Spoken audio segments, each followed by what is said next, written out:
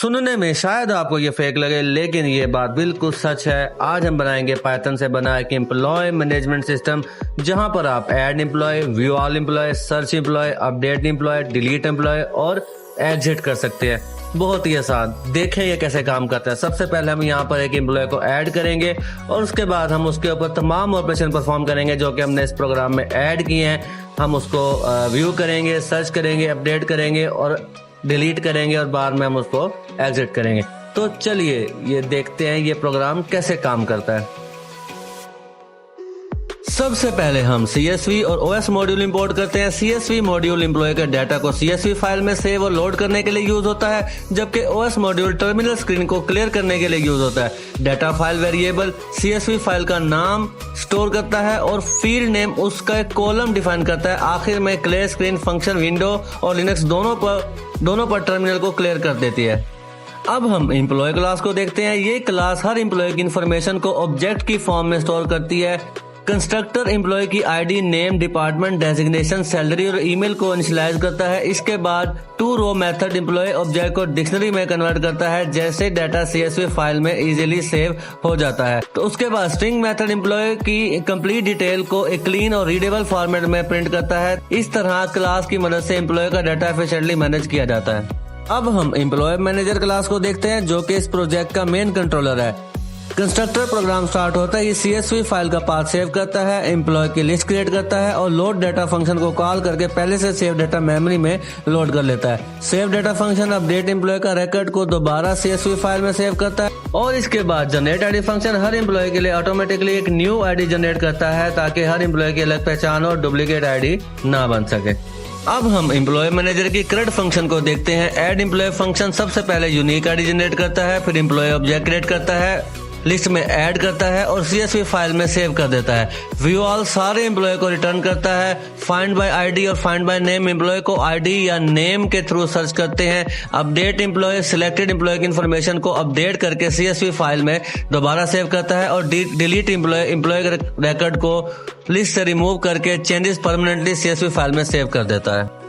और अब बारी है यूजर फ्लो फंक्शन की। अब हम यूजर फ्लो फंक्शन को देखते हैं कि प्रिंट हेडर हर सेक्शन का टाइटल क्लीन और प्रोफेशनल फॉर्मेट में डिस्प्ले करता है। Add employee flow screen clear कर देता है, यूजर से एम्प्लॉय की डिटेल लेता है और ऐड एम्प्लॉय फंक्शन को कॉल करके रिकॉर्ड को CSV फाइल में सेव कर देता है। व्यू एम्प्लॉय फ्लो सभी एम्प्लॉय रिकॉर्ड डिस्प्ले करता है। अगर कोई एम्प्लॉय अवेलेबल ना हो तो नो एम्प्लॉय फाउंड का मैसेज शो होता है, वरना लूप के थ्रू सारे एम्प्लॉय डिटेल स्क्रीन पर प्रिंट हो जाती हैं।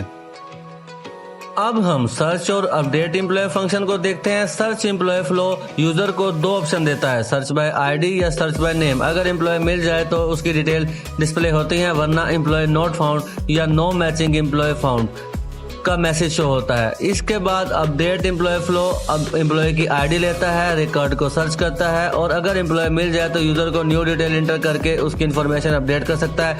अगर एम्प्लॉय ना मिले तो उस प्रोग्राम को एम्प्लॉय नॉट फाउंड का मैसेज डिस्प्ले कर देता है। अब अगर एम्प्लॉय मिल जाता है तो प्रोग्राम उसकी करंट इन्फॉर्मेशन को स्क्रीन पर शो करता है। यहाँ एक इम्पोर्टेंट फीचर है, अगर किसी फील्ड को ब्लैंक छोड़ देंगे तो उसकी पुरानी वैल्यू ऑटोमेटिकली रिटेन रहती है।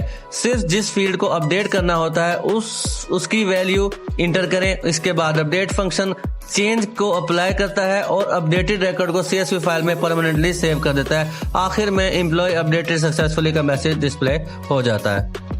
अब हम डिलीट एम्प्लॉय और मेन फंक्शन को देखते हैं। डिलीट एम्प्लॉय फ्लो सबसे पहले एम्प्लॉय की आईडी लेता है और डिलीट करने से पहले कंफर्मेशन मांगता है। अगर यूजर Y एंटर करेगा तो एम्प्लॉय रिकॉर्ड डिलीट हो जाएगा और CSV भी अपडेट हो जाती है। अगर एम्प्लॉय ना मिले तो यूजर कैंसिल कर दे तो अप्रोप्रिएट मैसेज शो होता है। इसके बाद मेन फंक्शन एप्लीकेशन की हर एंट्री पॉइंट को यहाँ एम्प्लॉय मैनेजर ऑब्जेक्ट क्रिएट होता है और मेन्यू कंटिन्यूसली व्हाइल लूप के अंदर चलता है रहता है। यूजर अपनी चॉइस के मुताबिक add, view, search, update, delete या एग्जिट ऑप्शन भी सिलेक्ट कर सकता है। आखिर में if name is equal to main ensure करता है कि प्रोग्राम में सिर्फ फाइल को डायरेक्ट रन करे पर ही स्टार्ट हो।